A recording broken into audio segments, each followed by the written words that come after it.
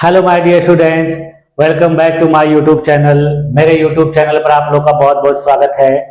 Dear student, आज की class में हम लोग अधिगम का आकलन और अधिगम के लिए आकलन, अधिगम के रूप में आकलन, यानी जिसको हम लोग assessment of learning, assessment for learning और असेसमेंट एज लर्निंग के रूप में जानते हैं, इसके बारे में अध्ययन करेंगे।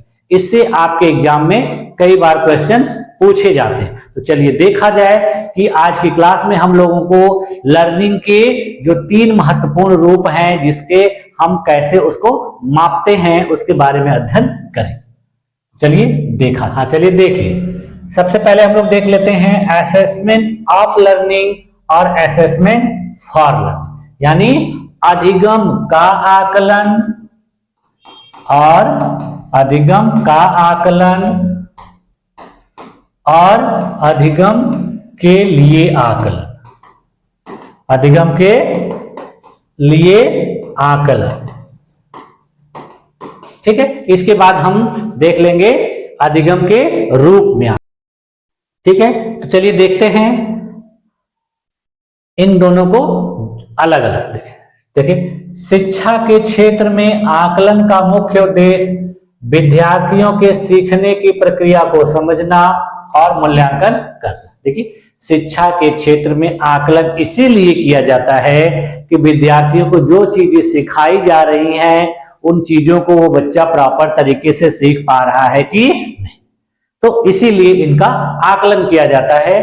और वो आकलन देखिए, पहले जो 2 रूपों में किया जाता है, उसका नाम है असेसमेंट ऑफ लर्निंग और असेसमेंट फॉर लर्निंग, यानी अधिगम का आकलन और अधिगम के लिए आकलन। देखिए, इन दोनों का जो उपयोग होता है वो अलग अलग उद्देश्यों के लिए किया जाता है। इनकी परिभाषा और उपयोग के आधार पर अंतर को समझा जा सकता है। यानी देखिए, अधिगम का आकलन का मतलब होता है जब बच्चा कोई चीज सीख चुका होता है, उसके बाद उसको आंका जाता है, तो होता है अधिगम का आकलन। और अधिगम के लिए आकलन का मतलब होता है कि बच्चे को जो चीज सिखाई जा रही है, उसके दौरान बीच बीच में उस चीज को उसको देखना, चेक करना, पता करना कि बच्चे का अधिगम सही तरीके से हो रहा है कि नहीं। अब देखिए, जो असेसमेंट ऑफ लर्निंग है, इसको देखते हैं। देखिए, असेसमेंट ऑफ लर्निंग यानी सीखने का आकलन, अधिगम का आकलन। देखिए, यह आकलन उस समय किया जाता है जब सीखने की प्रक्रिया पूरी हो चुकी है, यानी जब बच्चा किसी चीज को सीख चुका होता है, तब यह आकलन किया जाता है।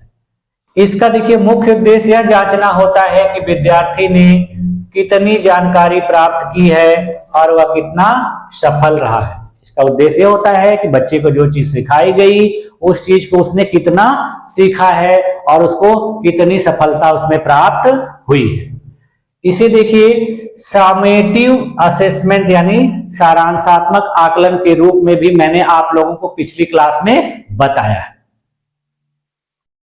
अब देखिए, इसका जो लक्ष्य होता है वो देखिए छात्रों के प्रदर्शन का आकलन करना होता है, छात्रों को ग्रेड, अंक या प्रमाण पत्र प्रदान करना होता है, यह पता लगाना होता है कि शिक्षा के उद्देश्य पूरे हुए हैं कि नहीं। देखिए, इसको हम लोगों ने पिछली क्लास में भी देखा था, समेटिव असेसमेंट के रूप। इसका उदाहरण देखिए, वार्षिक परीक्षा आयोजित कराना, पूरे वर्ष के पाठ्यक्रम का आकलन करना, फाइनल प्रोजेक्ट तैयार करवाना, छात्र द्वारा पूरे सेमेस्टर में सीखी गई चीजों को प्रदर्शित करवाना प्रोजेक्ट के माध्यम से, विभिन्न प्रकार की जो प्रतियोगी परीक्षाएं होती हैं जैसे जेई, नीट, यूपीएससी, जो छात्रों की योग्यता का मापन करते हैं, ये सब भी इसी के अंतर्गत आते हैं, असेसमेंट ऑफ लर्निंग। इसकी देखिए विशेषता क्या होती है। यह देखिए प्रक्रिया आमतौर पर सीखने के अंत में होती है। शिक्षक यह पता लगाते हैं कि छात्रों ने शिक्षा के लक्ष्य हासिल किए या नहीं। इसका फोकस देखिए परिणामों पर होता है। अब देखिए असेसमेंट फॉर लर्निंग यानी सीखने के लिए आकलन। ये देखिए जब कोई चीज सिखाई जाती है उसी के दौरान उसका आकलन किया जाता है। इसको भी हम लोगों ने पिछली क्लास में देखा था फॉर्मेटिव असेसमेंट के रूप में। देखिए यह जो आकलन है सीखने की प्रक्रिया के दौरान किया जाता है। इसका देखिए मुख्य उद्देश्य छात्रों की प्रगति को समझना और उन्हें सीखने में मदद करना है।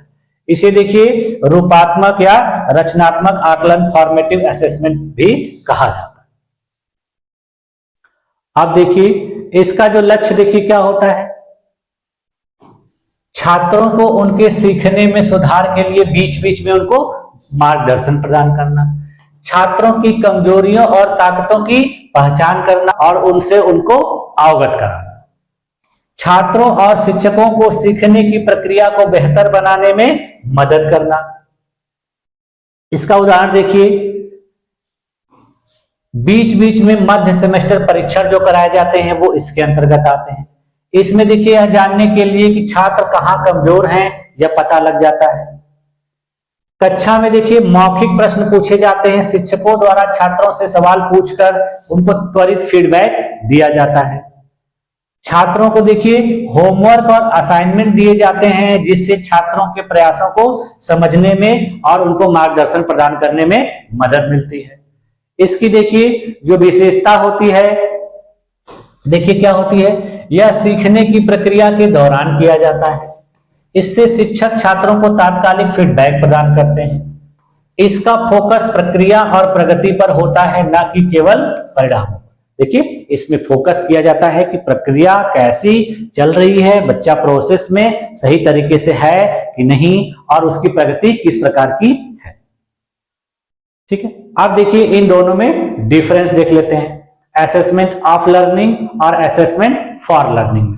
इन दोनों में बेसिक डिफरेंस क्या है, देखिए कुछ पैरामीटर हैं उनके आधार पर इसको देखते हैं।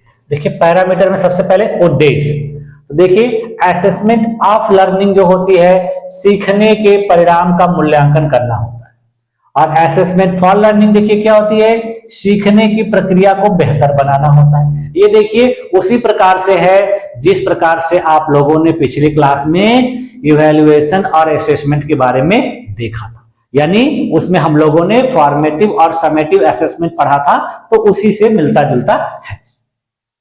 देखिए इसका समय के आधार पर देखिए सीखने के अंत में किया जाता है, सीखने की प्रक्रिया के दौरान किया जाता है। प्रभाव के आधार पर देखिए छात्रों के प्रदर्शन का मूल्यांकन करता है, छात्रों को सुधार का मौका देता है।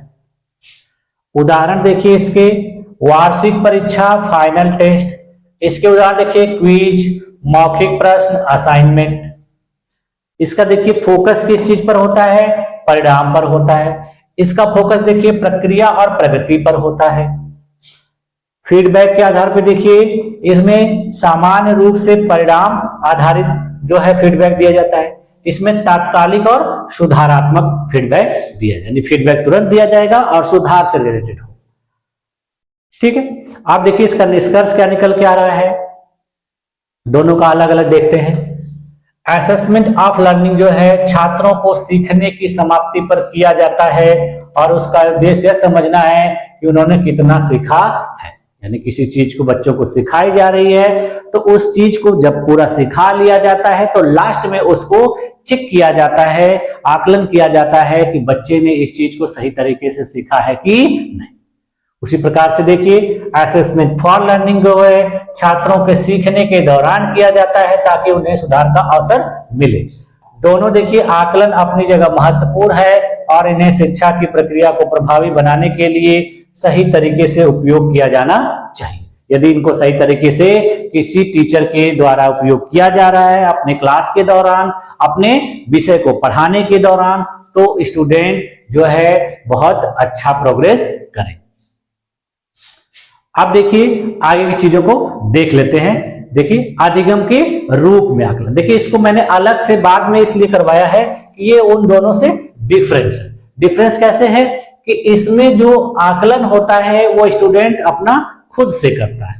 तो ठीक है, देखिए अधिगम के रूप में आकलन एक ऐसी प्रक्रिया है जिसमें छात्र अपने सीखने की प्रक्रिया का स्वयं आकलन करते हैं। इसका मतलब ये टीचर के द्वारा नहीं होता है बल्कि बच्चे अपना खुद से करते हैं, जिसको मैंने आप लोग को ये भी पिछले क्लास में पढ़ाया था, जिसको हम लोगों ने सेल्फ असेसमेंट के रूप में पढ़ा था। तो देखिए ये तीनों असेसमेंट जो है लर्निंग के, वो असेसमेंट के प्रकारों में हम लोगों ने पढ़ लिया है। तो यदि आपने उस क्लास में पढ़ा होगा इन सब चीजों को, तो उसमें भी मैंने आप लोग को इन सब चीजों को बताया है। देखिए इसका उद्देश्य यह सुनिश्चित करना है कि छात्र अपने ज्ञान, समझ और कौशल को बेहतर ढंग से समझ सके और उन्हें सुधारने के लिए सक्रिय कदम उठा सके। इसमें देखिए छात्र अपनी प्रगति के प्रति जिम्मेदारी लेते हैं और अपने सीखने की रणनीतियों को नियंत्रित करते हैं। इसमें देखिए बच्चे अपना आकलन खुद ही करते हैं, अपनी स्ट्रेटजी, अपने तौर तरीके, अपने टाइम टेबल को रेगुलेट करते हैं, मॉनिटर करते हैं और फिर उसमें वांछित सुधार करने का प्रयास करते हैं। अब देखिए इसकी विशेषता क्या होती है। इसकी विशेषता में देखिए सबसे पहले यह बच्चों में स्वयं जागरूकता लाता है, यानी सेल्फ अवेयरनेस लाता है। इससे देखिए छात्र अपनी ताकत और कमजोरियों को पहचानते हैं। उदाहरण देखिए, कोई छात्र यह समझता है कि उसे गणित के शब्द समस्याओं को हल करने में कठिनाई हो रही है। उसके बाद देखिए इस प्रकार से जब बच्चा कोई सवाल करता है, कोई प्रॉब्लम सॉल्व करता है, तो अपना आकलन खुद ही करता है कि उसको कहां किस प्रकार की समस्या आ रही है, कौन से पार्ट में वह जो है सही तरीके से नहीं कर पा रहा। बच्चे के अंदर देखिए स्वनियमन यानी सेल्फ रेगुलेशन जो है विकसित होता है। देखिए छात्र अपनी सीखने की प्रक्रिया को बदलने और नियंत्रित करने के लिए कदम उठाते हैं। उदाहरण देख लीजिए, यदि छात्र देखता है कि उसे रटना मदद नहीं कर रहा है, तो वह अवधारणाओं को समझने की कोशिश करता है। यदि देखिए कोई छात्र रट के एग्जाम देता हुआ चला रहा है, लेकिन जैसे जैसे उसकी क्लास बढ़ती चली जाती है तो उसको लगता है कि रटना संभव नहीं है, तो इसलिए वो क्या करता है, जो अवधारणा यानी किसी चीज की जो कॉन्सेप्ट होते हैं उसको समझने का प्रयास करता है। और बच्चा यदि कॉन्सेप्ट को अच्छे तरीके से समझ लेगा तो फिर उससे आने वाले सभी प्रश्नों को वो आसानी से हल कर लेगा। और रटकर हर एग्जाम में हर क्वेश्चन को सॉल्व करना संभव नहीं। अब देखिए जो है रिफ्लेक्शन यानी प्रतिबिंबन, ये देखिए कैसे आता है। इससे बच्चे को पता चलता है कि वे क्या और कैसे सीख रहे हैं, यानी उसको अपनी गलतियां अपने द्वारा ही दिखती हैं, पता चलती हैं। देखिए परीक्षा के बाद छात्र सोचता है कि उसने कहां गलतियां की और अगली बार बेहतर कैसे। जब वो परीक्षा देता है तो उसका किस वजह से मार्क्स कम आया, कहां उसके क्वेश्चन गलत हुए, तो उस सब चीजों को वो खुद से ऑब्जर्व करता है और फिर अगले एग्जाम के लिए वो यह निर्णय लेता है कि वह उसको कैसे बेहतर कर सकता। अगला है देखिए सहकर्मी प्रतिक्रिया यानी पीयर फीडबैक। इसमें देखिए जो छात्र होते हैं अपने सहपाठियों से प्रतिक्रिया लेते हैं और उनके सीखने को अधिक स्पष्ट और गहन बनाने में मदद मिलती है। इसके देखिए उदाहरण देख लीजिए कि इसका उपयोग कहां कहां कैसे कैसे किया जाता है।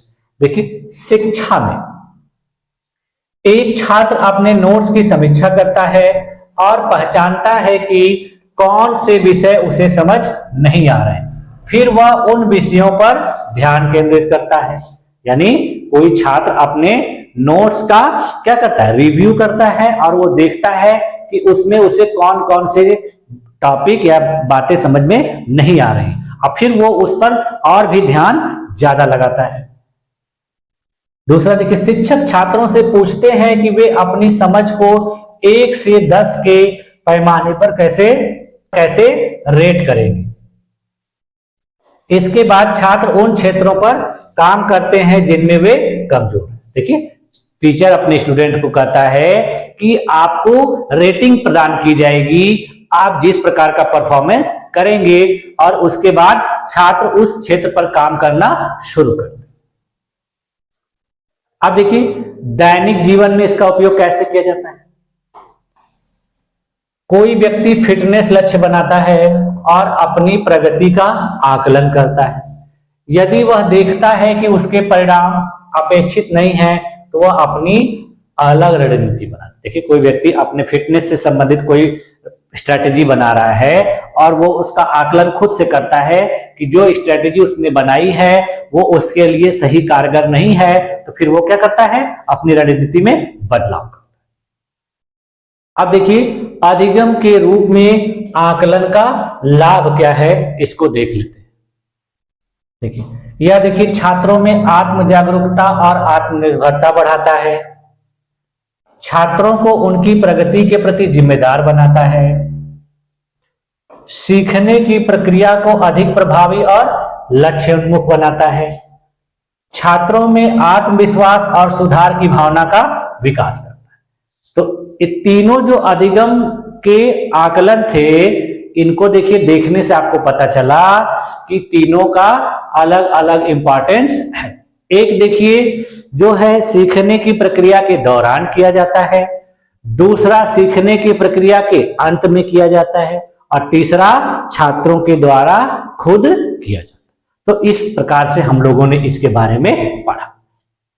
इससे देखिए लास्ट में कंक्लूजन क्या निकल के आ रहा है कि अधिगम के रूप में आकलन छात्रों को उनके सीखने की यात्रा में सक्रिय प्रतिभागी बनाता है और उन्हें बेहतर निर्णय लेने और सीखने में मदद करता है। ठीक है, तो आज की क्लास में हम लोगों ने देखिए assessment of learning, assessment for learning और असेसमेंट एज लर्निंग जैसे महत्वपूर्ण टॉपिक को पढ़ा और समझा। और मुझे पूरी उम्मीद है कि आप लोगों को ये सारी चीजें समझ में आई होंगी और आप लोगों को यह क्लास बहुत पसंद आई। तो आप लोगों का इतने देर तक मेरी इस क्लास में बने रहने के लिए बहुत बहुत धन्यवाद। मिलते हैं नेक्स्ट क्लास में, तब तक के लिए थैंक यू।